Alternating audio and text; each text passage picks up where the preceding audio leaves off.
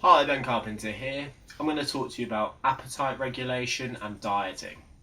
So, for those of you who have been on a diet, you will resonate with me when I say that appetite is often like your arch nemesis when dieting. This is especially true if you've done it to a significant magnitude, i.e., if you've lost a lot of weight or you've dieted down to very low levels of body fat, you'll find that appetite tends to go up significantly. So if you're thinking about food 24/7 and constantly feeling like you're starving, it becomes very, very hard to adhere to your diet. And the chances of you sticking to a certain caloric allowance become slimmer and slimmer. Pardon the pun. So what I'm going to do is present 5 very easy to implement, straightforward and completely natural ways to help regulate your appetite. So, number 1. Drink 500 milliliters of water prior to meals. So in one trial they had a water group and a non-water group. The water group consumed 500 milliliters or half a litre of water 30 minutes prior to meals. Now what this did was cause a decrease in caloric intake at the subsequent meal. Over the course of 12 weeks, this resulted in 44% greater weight loss than the no water group. So about 2 kilos extra weight loss. So 2 kilos extra weight loss for one of the simplest dieting techniques you can ever implement, because it subconsciously lowers calories without making that conscious decision to do so. It's just a byproduct of drinking water prior to meals. Number 2, consume a higher protein breakfast. So there are a couple of trials that I'll discuss with you on this. Number 1, comparing cereal to eggs or beef. So isocaloric portions, the same number of calories in each. The group that consumed eggs or beef had a decrease in energy intake over the course of the day and a decreased snacking on higher fat snacks later in the day. Then in a similar trial, again, isocaloric portions of bagels or eggs. Now, the group who had eggs had decreased energy intake over the course of the day, as well as the next 36 hours. So I'm not universally going to say that high protein is always better, necessarily, but in this instance, it appears that at least eggs or beef are better than traditional highly processed carbohydrate breakfast such as bagels or cereal in terms of appetite regulation and decreasing the amount of food you'll eat later in the day. Number 3, eating from a smaller bowl. So in one trial they were given, 2 groups of participants were given either a small sized bowl or a larger sized bowl and then asked to go and eat at a buffet. So they weren't told what they were doing to minimise that influence. And the group who consumed food from the larger bowl ate 56% more calories than those that were consuming from the smaller bowl. So intuitively, if you're given a plate, a lot of people tend to automatically fill the plate.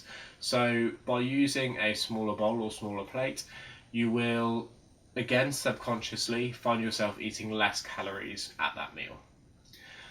Number 4, I was going to say not to watch TV when eating, but actually I think this needs to be opened up to another level.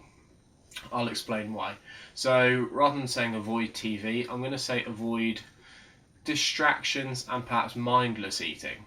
So for example, in one trial, when people were watching TV, they found that the number of calories they ate at that meal went up by 14%.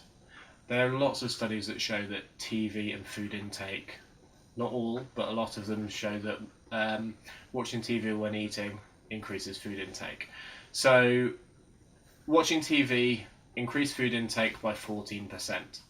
However, food intake while socialising with friends actually went up slightly higher than that, and that went up to 18%.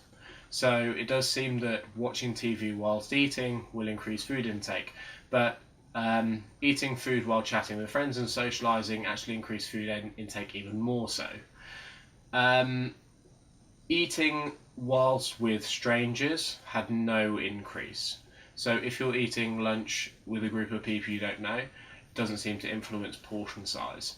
Eating food with friends seems to influence it, to increase it by 18%, and eating lunch whilst watching TV increased it 14%. This isn't strictly just to do with TV either. So in a different trial, they had group watching TV or listening to a story on audio, and both of those went up by 11.6%. So it doesn't strictly have to be TV, but it does appear that there is some level of distraction which causes people to eat more. An interesting note for those of you that have got children, in a study on children, found that if they watched adverts which contained food, that would increase food intake at their next meal. This was especially true in children who were already overweight or obese. So keep in mind that if your child is watching TV and adverts with food that come on, it is likely to increase their food intake at the next meal. And again, interestingly enough, above that is it wasn't specific to the food they were showing. So if there was an advert of pizza, it doesn't mean that they would necessarily get a craving for pizza. It was what was described as a beyond brand effect, where it would increase food intake of any food after that. So worth noting if you've got kids. Number 5, eating foods with a high satiety index. So the satiety index was measured by giving people a certain caloric value of food, a whole host of foods, and then a couple of hours later letting them go and eat at a buffet. So foods with a high satiety index cause people to eat less proportionately at their next meal than foods with a lower satiety index. So for example, potatoes, boiled potatoes, ranked higher on the satiety index than white bread. So if you're eating an isocaloric portion of potatoes as opposed to white bread, you would subconsciously eat less at your next meal because potatoes had a greater effect on satiety. I have a video which discusses that in more detail, which I'll link there for you, so you can click on that if you watch it. So that's it. 5 easy ways to regulate your appetite, all completely natural to use. If you've got any questions, please feel free to ask them on my Facebook page, facebook.com/Ben Carpenter Personal Training, or follow me on my Twitter or Instagram pages, which are BDC Carpenter. And thank you for watching. Bye.